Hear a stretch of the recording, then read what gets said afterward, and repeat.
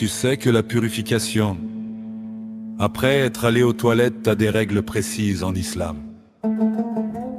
Le prophète, paix sur lui, a dit, quand l'un de vous va aux toilettes, qu'il utilise 3 pierres pour se purifier. C'est l'istijmar. Mais est-ce que 3 pierres suffisent? Selon les Hanafites et les Hanbalites, 3 suffisent, mais 7 c'est mieux. Selon les Malikites, le nombre impair est recommandé 3, 5 ou 7. Selon les Chafites, le minimum est de 3 pierres, mais l'eau est meilleure. Et attention, si l'impureté se déplace ou dépasse l'orifice, l'eau devient obligatoire. Conclusion. 3 pierres c'est le minimum, l'eau c'est la perfection.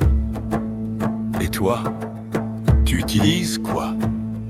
Dis-le en commentaire.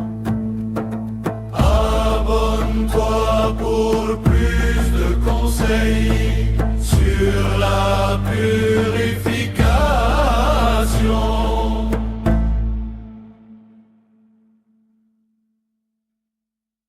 La question qui divise l'eau pure, qu'est-ce que c'est? Visuels différentes eaux qui défilent. Pluie, puis mer, eau usée. Texte. L'eau pure, selon les 4 écoles. Tu te laves avec de l'eau, mais est-elle toujours pure? Le Coran dit, nous avons fait descendre du ciel une eau pure. Mais voici la divergence. Les Hanafites disent, toute eau qui coulait pure, même après usage. Les Chafites disent, l'eau usée pour les ablutions devient impure. Les Malikites, l'eau reste pure sauf si sa couleur, odeur ou goût change. Les Hanbalites, l'eau pure est celle qui n'a pas été souillée par une impureté. Exemple concret, si tu fais tes ablutions dans une bassine, l'eau restante est-elle pure? Selon les Chafites, non, selon les autres, oui. Et l'eau de mer, tous disent pure. Même si elle est salée, l'eau du puits avec un cadavre de souris, tous disent pure si aucun changement. La règle d'or, tant que l'eau garde ses 3 qualités, couleur, odeur, goût, elle est pure. Tu savais ça? Like si tu apprends quelque chose.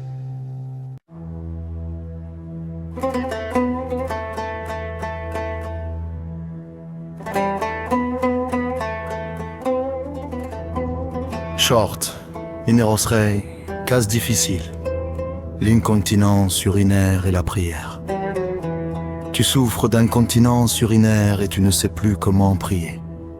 Les savants ont prévu ton cas. C'est ce qu'on appelle le madour, la personne excusée. Règle générale, si tu perds tes urines tout au long d'un temps de prière sans pause suffisante pour faire tes ablutions et prier, tu es excusé.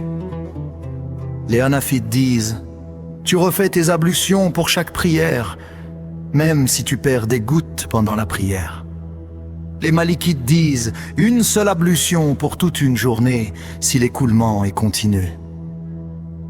Les Chafites disent une ablution par prière et ce qui sort pendant la prière est pardonné.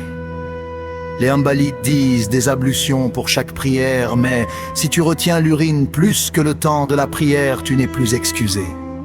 Le plus important, ne laisse jamais Satan te faire abandonner la prière. Allah n'impose à personne ce qui dépasse ses capacités. Si tu vis ça, consulte un médecin et applique la règle de ton école.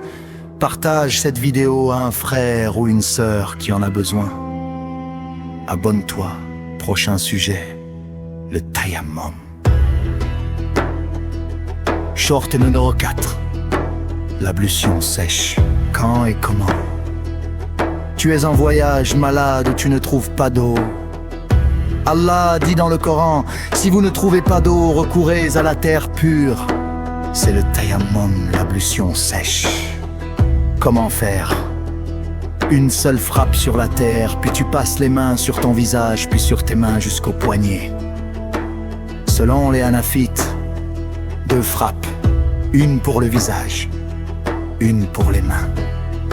Selon les chafites, une seule frappe suffit. Ce qui invalide le tayammum, trouver de l'eau, tout ce qui invalide les ablutions normales.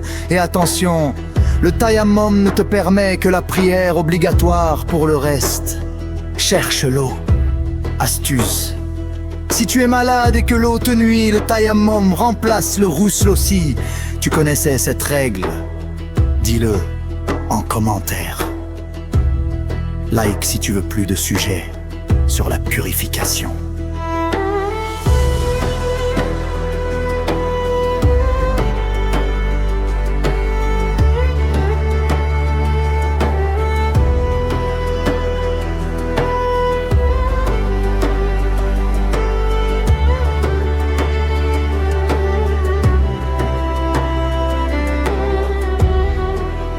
Quand est-elle obligatoire? Tu sais quand le bain rituel devient obligatoire. Première cause. L'éjaculation, même sans rapport, même pendant le sommeil.